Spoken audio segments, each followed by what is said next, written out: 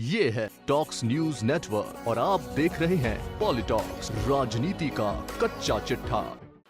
न्यायालय का फैसला है और न्यायालय के फैसले का सभी लोग उसका अनुसरण करते हैं।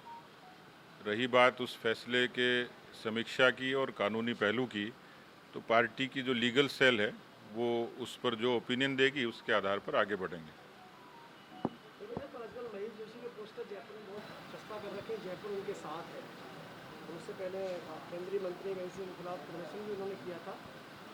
आज आपकी पार्टी की तरफ भी खिलाफ प्रदर्शन किया। जयपुर उनके साथ है तो डरने की क्या बात है। जो चीज़ें हैं वो सामने हैं और ये तो सामान्य सी बात है कि कोई किसी तरीके से कोई मसला होता है तो उसमें पुलिस अपनी फाइंडिंग करती है, कुछ लीगल एक्शन होता है तो न्यायालय उसका फैसला करता है। तो मुझे लगता है कि सामान्य सी प्रक्रिया, उसको सबको फेस करना चाहिए। तो पोस्टर लगाकर क्या साबित कर रहे हैं महेश जोशी? इस तरह पूरे जयपुर में पोस्टर से पाट दिया है, तमाम बड़े बड़े होर्डिंग लगाए हैं उन्होंने। एक तरफ पायलट आ रहा है, ये भी होर्डिंग कांग्रेस में लगाए जा रहे हैं। अब कौन आ रहा है कौन जा रहा है लगा लें। वैसे तो लोकतंत्र है, इसमें अभिव्यक्ति की आज़ादी है, दीवारें भी देश में खूब हैं, प्रिंटिंग प्रेस भी खूब हो गई, खूब छपवा सकते हैं, लगा सकते हैं, काफ़ी लोगों को रोजगार भी मिलता है इससे। भाई साहब, धर्मांतरण को लेकर के यूपी में जिस तरीके से चीज़ें दाखिल हुई हैं, पकड़े गए हैं लोग, एनसीआर में भी धर्म परिवर्तन लोगों ने कराया है, राजस्थान के मेवात में भी इस तरीके की घटनाएं पहले आई हैं, तो क्या लगता है कि राज्य सरकार को गंभीरता से लेते हुए सुध लेनी चाहिए? बिल्कुल, मेवात के बारे में बहुत अरसे से बात होती रही है और उस क्षेत्र में कानून व्यवस्था के लिए बड़ी चुनौती है।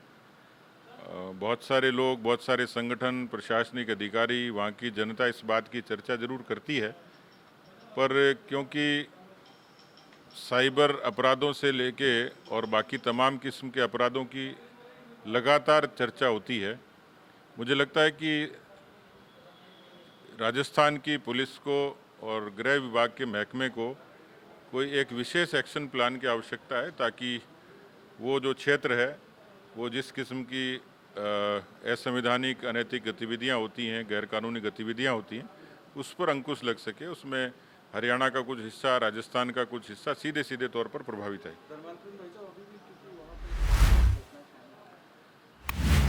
देखिए, धर्मांतरण केवल प्रदेश के कुछ हिस्सों में नहीं, देश में भी एक बड़ी चुनौती है और राजस्थान में भी अनेक हिस्सों में कभी मिशनरीज के रूप में और कभी कट्टरपंथी इस तरीके के धार्मिक संगठनों के द्वारा इसकी कोशिश होती है।